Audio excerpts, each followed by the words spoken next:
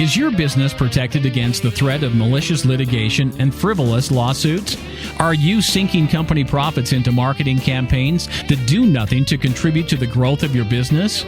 Bottled Business Sense provides practical business perspectives that uniquely emphasize both legal and media marketing strategies to protect and ensure the longevity of your business. Now, whether you're trying to provide a startup business with some level of stability or an established business with foolproof asset and estate protection, or simply attempting to get a better return for your business marketing dollars, Bill Bernard and Rick Moscoso will expose potential pitfalls to ensure the security and growth of your business, free from unwanted expense and the threat of litigation.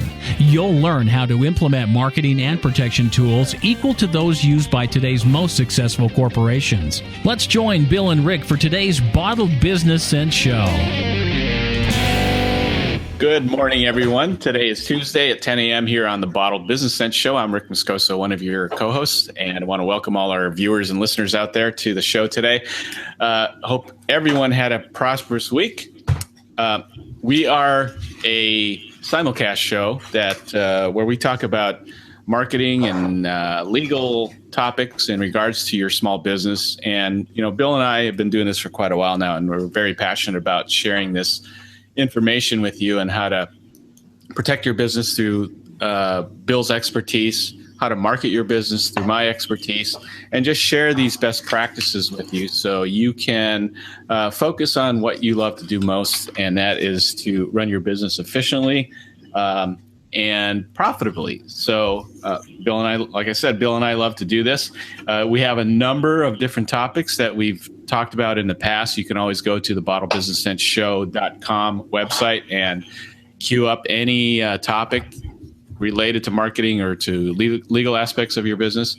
So we encourage you to go ahead and do that. All of this stuff, we do this for free because we just love doing it. We're passionate about it, and we love to see our viewership out there flourish in what you're passionate about. So reach out to us at any time at bottlebusinesssenseshow@gmail.com if you have a topic of interest that you'd like to hear us talk about. Also reach out to us on social media. We're all over Facebook, Google+, Twitter. And so we look forward to your comments and feedback. So with that, I want to bring on my co-host, Bill Bernard, over there. How are you doing today, Bill?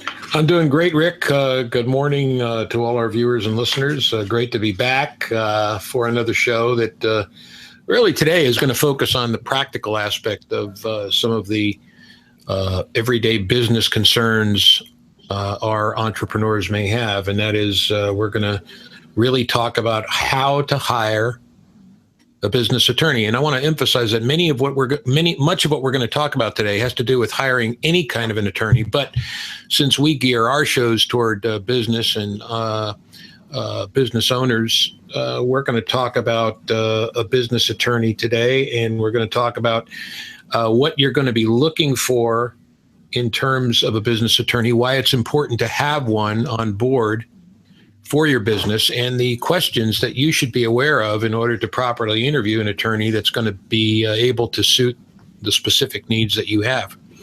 Hiring a good lawyer, Rick, is crucial to any successful business, and a good attorney, a good business attorney, will provide vital assistance in almost every aspect of someone's business, from incorporating the business to lawsuits to contracts to a number of different things. So this is important. And I want to emphasize to our viewers and listeners that if you're being sued, it's too late to choose an attorney in the manner that you would typically do so. You certainly need to choose one, and certainly a lot of what we're going to talk about today would be applicable, but you want to try to do this before you're sued, because a business attorney will be able to prevent the influx of court costs, attorney's fees, excessive attorney's fees, and other expenses that come along with a lawsuit. So you really want to get somebody on board before then. And of course, we talked, haven't we, in many episodes about the fact that you should have a marketing person, an attorney, and an accountant on board. Those are the three critical people you need on board to start and prolong any successful business, in my opinion.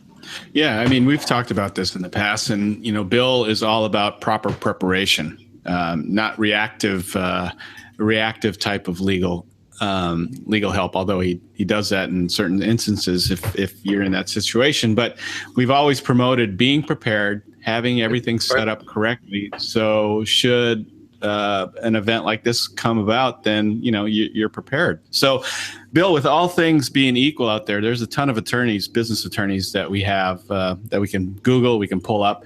How do we? I'm sure you're going to cover this, but how do we go about? What's the first step that we need to take to find the right one? Well, the first thing you need to do, and remember, any fees that a lawyer will charge you, by the way, to keep you out of trouble, is only a small fraction of the fee a lawyer will charge you to get to get you out of trouble. So to keep you out of trouble initially is much more economical than to try to get out of trouble once you're in it. So how do you start this process? Well, you want to decide, first of all, do you want a big firm or a small firm? And I would include a solo practitioner in that small firm category. Generally speaking, the larger the law firm, the greater the overhead, therefore the higher the hourly rate you're going to pay, right? Very few firms can be flexible like a small firm or a solopreneur. And here's the interesting thing. While there have been discussions about how a smaller firm or a solo practitioner can handle bigger cases, remember that what's interesting about WFB Legal Consulting Incorporated and other types of firms that are now springing up with similar structures. In my firm, we take on clients no matter what the size of the lawsuit or the business problem. And we then get attorneys that I work with to be able to help and share in the preparation of any type of a case. For example, let's say you need an incorporation or an LLC done, or you need an estate plan done. Well, that's something I do. If you have a lawsuit, that's also something I do, but I have special litigation experts that have the litigation expertise that I have that can come in and assist me with that type of an issue. So you're then getting the benefit of more than one lawyer, but you're only paying one hourly fee, and clients love that.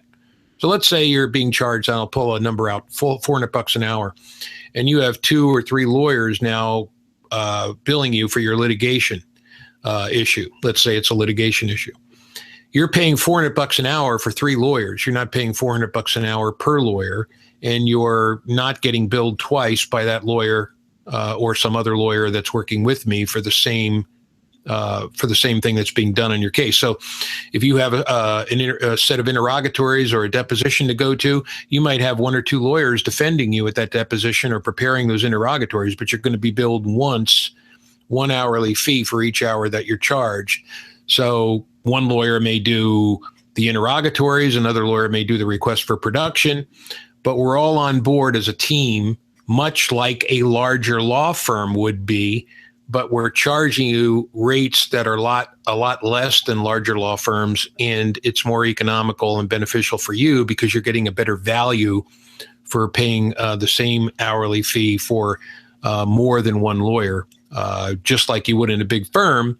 But we're keeping the fees down. So having said that, that's something you want to consider. Do you really want to go after a big firm? Do you really want to incur those types of fees? But more specifically, Rick, in a business attorney situation, you're going to want an attorney, and we'll talk about some questions you may want to ask in a minute, but you're going to want an attorney who's, number one, experienced in contracts. Every single thing done in the business world has its foundation as a contract, whether it's oral or written. You're going to be doing something with vendors or clients or customers in terms of some sort of contractual arrangement. So you need a lawyer who understands and can prepare these contracts no matter what they are. And of course, at WFB LC, we handle employment contracts, business contracts, estate planning contracts, every single thing you do. I mean, even a living trust. I mean, that's a contract, right? It's a contract. So you need someone familiar with contracts. Number 2, you need someone familiar with business organizations and how to form them. Okay. And you need someone familiar with taxes and licenses. Now, you have an accountant who will prepare your taxes, but you want to have a business attorney who knows how to get and register your federal and state identification numbers when you form a business. That's not something typically you would go to an accountant to do. Your business attorney should know how to do that. And you may also want to have an attorney who's familiar with intellectual property if you have a trademark or copyright that you want to register. So contracts, business organizations, licensing for your business, and intellectual property are some of the major areas that you're going to want to make sure your attorney is experienced in when you hire a business lawyer. That's really where it's at. That should be the foundation that you have as your basis for going in and preparing your interview of this lawyer. And again, that those decisions and that understanding is formulated whether you choose a big firm or a small firm or a solo practitioner. Those are the same general areas that you're going to want to make sure that this attorney is familiar with. Now, again, if you're going with the larger firm, you may be paying more for the same category of work that's being done for you that I just mentioned than you would if you hired a smaller firm or a solo practitioner. So these are the fundamental things in selecting the right attorney for your business. Exactly. So, exactly. What's the next step? Where do we go from here? Assuming that, okay, we've done our due diligence, we've looked at different things, we have a number of prospects that we want to interview. What type of questions are you talking about that we should ask when we're evaluating potential business attorneys? Right. Well, here's the questions that you want to pose during an interview. And remember, you should look at this as an interview, much as you would a job interview. You're interviewing someone to come to work for you. Well, are you experienced? I guess the old Jimi Hendrix album, remember, no, hardly any of our listeners might remember that, but are you experienced, right? I mean, what's your level of experience? Many times you can find out a lot of this stuff by going on the attorney's website and looking at the various opinions given by other clients, references, that are given by other clients. I mean, and I would urge you to be very cautious of an attorney who doesn't have a website or doesn't post various references that you can refer to or look at and get some understanding of the individual's experience. Number two, are you connected? Much like I explained earlier about litigation, if I'm connected with attorneys who will assist in the litigation process if it reaches that point, are you an attorney who can, number one, diagnose the problem for the client by performing minor surgery, if you will, and then be familiar enough with the specialized area that's involved to be able to say, okay, I can take your case or I need to refer you out to somebody. For example, if somebody comes to me and says, I have a bankruptcy issue, I need to do a bankruptcy, I might say, well, here's some ways we can avoid bankruptcy if there's a way to do that, but I'm not going to do the bankruptcy. I'm going to refer that person out to a bankruptcy attorney. I don't do bankruptcies. So you need to know not only who's going to be able to come on your team and assist you with a case, but also who you can refer someone to if it's not going to be something that you or your lawyers can do. And many trusted business clients will come to you and say, hey, I've got this other issue, Bill. I really need some help in this area. I know you don't practice in that area. Is there somebody you can refer me to? So that's really very critical to focus in on. And well, I like the fact that you're upfront with people in that you know your limitations. You know the resources that you have that can still help that client. Maybe you're not able to do it directly, but you can certainly. Over the years you've vetted these other attorneys who have specialty areas that aren't maybe matched up to you, but yet you're referring them to these great resources that you've had over the years. I have a question. Who was it, Rick? It was, I think, Clint Eastwood, right? Who said a man has to know his limitations. Yeah, that's right. Right. You mentioned before that it's important to have the type of content that you're looking for on that attorney's website. So that's important, number one, because that's where most people will look. Second, and that's where Rick comes in, by the way. Yeah. So second, are there legal sites that you can go to research an attorney maybe that you're evaluating? Sure. One of the principal ones I would recommend is avvo.com. That's AVVO. That's Apple Victor only.com. And that's a legal site that really vets attorneys. You can go to that site. The attorney is rated. You can see the work that the attorney's done. You can see reviews that the attorney's gotten, not only by clients, but also by their peers, by other lawyers, which is very, very important. Which leads into the next area I was going to go into. Do you have other clients in the industry? You're going to want to know if the attorney you want to hire has clients already satisfied with your work in the same areas that this person is now interviewing you for. So that's important. And are you a good teacher? Ask your attorney, are you a good teacher? I need you to take the time to educate me about my legal issue, not only ones that are coming down the pike potentially, but ones that I'm going to need your help with in order to prevent problems from coming down the pike. I had a client the other day who called, and he was very concerned about issues that were coming down the road that would probably lead to some potential lawsuits. And I had to advise him and educate him on what could or could not happen. And I ended the conversation by saying, I know this isn't going to be easy to accept, but you can't be concerned to the extreme of what may or may not happen. Here's what we can do if it does happen. But don't lose sleep over it. Don't pull your hair out. Don't cause yourself some physical or mental distress because you're wondering if and when it will actually come down. It's right that you called, and it's right that you're in preparation mode. But don't go crazy about it because it may in fact never happen. So you have to be able to teach your clients not only about the substance of what potential claims might be there, but you almost have to be, to some degree, a kind of a psychologist, to be able to quell. Because remember, clients are operating on emotion, and you're taking the emotion out of it. You're the objective advisor, right? You're the counsel. That's where the word counsel came from. You're not just a lawyer. You're counseling clients in a way that they can't perceive because their emotions are clouding their judgment in some instances. Yeah. So, that's where I remember when we did one of your initial videos, that was one of your points in that a good attorney is able to step back and really take a look at the situation objectively. And I think that was one of your strengths that you talked about. Right. And I think, you have an advantage because, while I was going through my entity creation for Captivate 365 LLC, Bill educated me on the ins and outs, the things that I needed to know about. And of course, I had a million questions as well. But I think you have a leg up because you, in the past, and just recently, you have a lot of experience in academia, right? Yes. Talk to us a little bit about that. Yeah, no, I taught law school for 10 years.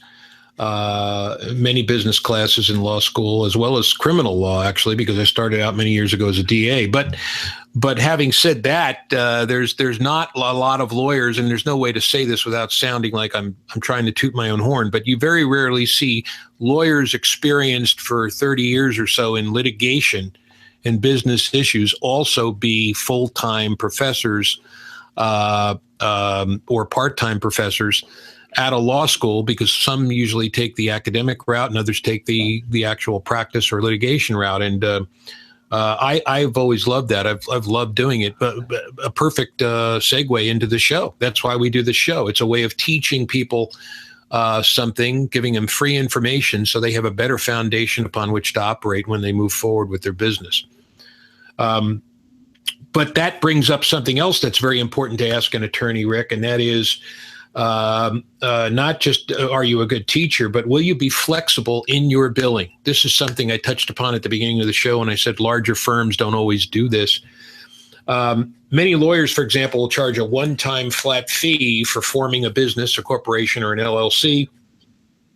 but might charge you an hourly fee for litigation. Because unless there's an insurance policy involved that might provide the attorney a basis upon which to have a contract with you on a contingency basis, many lawyers will charge an hourly fee for litigation, which I do as well. So you want to be able to be flexible, not only in whether or not you want to, now check this out, this is important. You want to be flexible not only in terms of, hey, can you charge me a flat fee for this and an hourly fee for that? But you want to be flexible in your hourly fees as well if you have to charge an hourly fee. So client comes to you and you have to size them up and say, okay, what can this client legitimately afford as an hourly fee? If you're not willing to do that, then you're not as flexible as some other lawyers are. And of course, you're certainly not as flexible as a large firm could be, because they have certain costs and overhead that they need to adhere to before they can give you a flexible hourly fee. Lawyers will be reluctant to quote flat fees, again, if the matters involve litigations or in some sort of a negotiation with third parties. Even if it's not a lawsuit, if you ask me to negotiate something for you, I'm probably going to charge an hourly fee. But can I be flexible on that hourly fee? Bill, will you be flexible? Well, you'd be surprised how many answers you get from attorneys that'll say, no, I can't be flexible. I can't charge you a flat fee for this or an hourly fee for that. And moreover, I can't charge you an hourly fee that's below $400 an hour, because that's the minimum my firm will allow me to take. So these are very, very, very critical questions. If you're a business person and you're bringing on board these professionals, these accountants, these marketing people, these attorneys, you want to have these guys on board. It certainly makes it easier as an entrepreneur to be able to say, you know what, boy, I've got somebody who is he's gold. I'm going to keep this person forever, he or she, because he understands my concerns and is not just out to make a buck and a buck only. This is really really important stuff to comprehend by our people listening out there. Remember as well, Rick, always ask, are you is this person just another business person disguised as a lawyer? You want to make sure you're not getting somebody who's saying, I'm going to help you out here. I've got a lot of background in business and I can help you form this corporation. I can help you do this estate plan, but I'm really not a lawyer. I hate to say it, but there are people out there that are going to try to do that. And that ties in with also, you should ask, or you should find out, does this person communicate well? We talked about teaching earlier, but it's one thing to teach the client what the client needs to know, but do you communicate it in such a fashion that it's understandable to the client? You have to reduce it to the client's level of understanding. You can't expect that your client has gone to law school and knows all of the legal terms and inferences that you do. And you would be, again, surprised. Do you ever have a doctor, where a doctor's saying, he's giving you a diagnosis and you say, doc, in layman's terms, huh? What does this mean, right? Well, there are lawyers out there that do that too. You got to be able to understand that client's concern, but also be able to explain it to them to make that concern dissipate, or else you're not doing your job as a counsel. Right. Well, let's face it. Most of the legalese, just like medical terminology, is extremely Latin. Yeah, when it comes to the layperson, right? Exactly. And don't forget, despite all these questions you're asking, you need to find out if you like this person. Follow your instincts and feelings. Are you able to openly communicate freely? Is the person responsive? Is the person going to be defensive when you talk to this potential lawyer? I will tell you, this is 100% accurate and 100% the truth. I had a client call me about 2 weeks ago, and after all was said and done, he said, I want to retain you. And I said, where'd you find me? And he told me where he found me. And I said, what was it that you liked most about what you read? And he said, candidly, I liked everything I read about you, but it was your picture or your photo shot that I felt that I could trust you, at least to the extent of calling you and talking to you. And then when I called you and talked to you, what you did was you spent 40 minutes on the phone with me without charging me and without rushing me. You answered all my questions. Now you got to ask yourself, and I will toot my own horn here for that. How many people are going to take the time to do that? How many lawyers out there are providing you a show like this because of their genuine concern for your well-being and because they want to see you succeed? There's not a whole lot of people out there that often take the time to do that. Yeah, for the viewers and listeners out there who haven't seen Bill's headshot, go to WFBLegalConsulting.com because that's a badass headshot that he has. Yeah, I'm going to blame Rick for that one, or give him credit as the case may be, depending on your perspective. But I want to end the show by basically talking about a couple of last minute important items, Rick. Once you've decided now to hire the attorney, you've done your research. You've decided on what kind of a firm you want, big or small. You've asked all the appropriate questions. You have a good feel for this person. You want to hire this person. Make sure you enter into an engagement letter, which would be a contract the attorney should provide for you, specifying your fees. How is the arrangement going to be done? Remember, I'm big on contracts. Well, you should have a contract with your attorney too, not just with your clients and customers and vendors.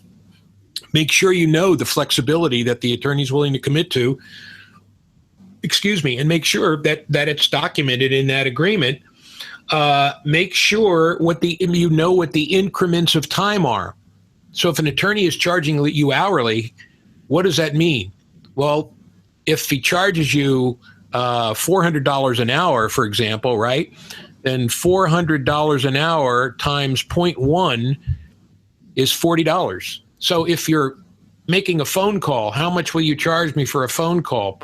Is it 0.1, 0.2, 0.3, 0.4, all the way up to 1.0, which would be an hour? Well, many times the attorney won't know. He'll say it depends on the length of the call, but at least you know what each segment of the hourly billing rate will cost you. And you simply do that by dividing that by the hourly rate total. So you need to know what increments. Do attorneys bill automatically at 0.3 increments for a phone call? In other words, whatever the length of the phone call, you're going to get a 0.3. And it goes up from there. So if you get a phone call, period, bingo, end of story, whether it lasts a minute or 2 minutes, it's 0.3. If it lasts a half an hour, it's going to be 0.5. Me, I charge for the actual phone call. If that phone call is 6 minutes or less, which many phone calls are, it's 0.1. That's it. That's what I bill. Request monthly itemized bills. Make sure you get a bill every month, every 30 days. Don't make it any more than that. You want to be able to not only take care of your bills and be able to pay them so it doesn't mount up, but you want to be able to make sure nothing escapes you. You want to be able to get a bill and say, okay, are these fees excessive? Do I have a question about my fees? Because people make mistakes.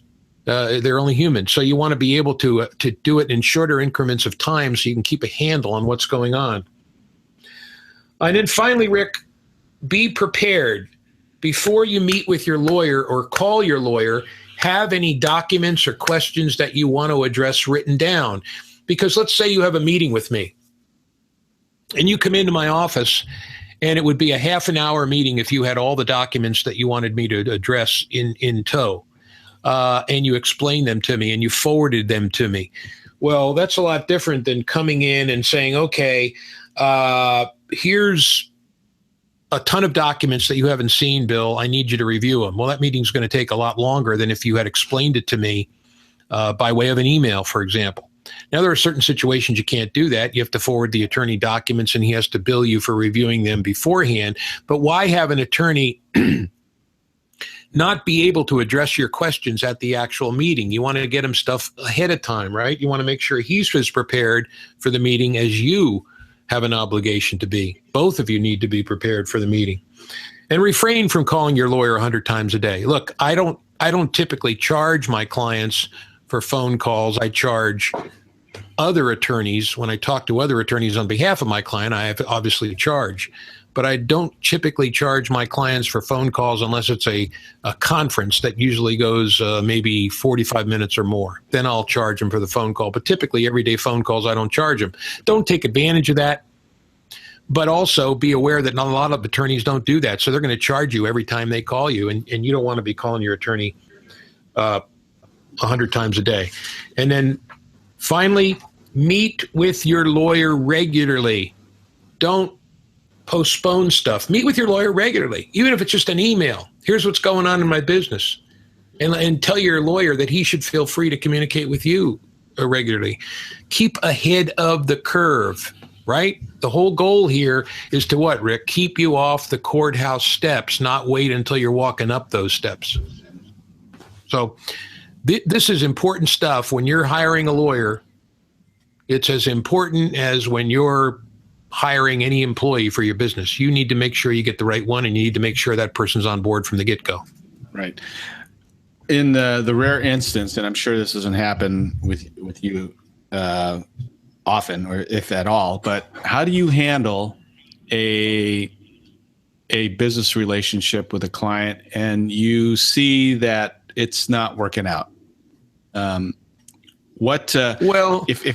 I were to ask another attorney, how do you handle the eventuality or the rare instance where, geez, this just isn't working out?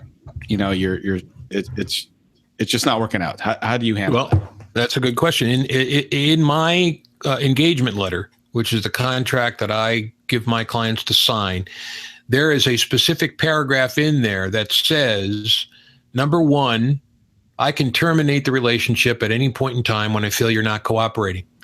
And that means that if you're not providing me the materials I need, if you're not giving me the honest answers that I require, if for some reason I feel you're detrimentally hurting your case and not assisting me in making your case more viable on your behalf, then it's time to end the agreement. A typical example would be where you're not getting paid. Your client refuses to pay.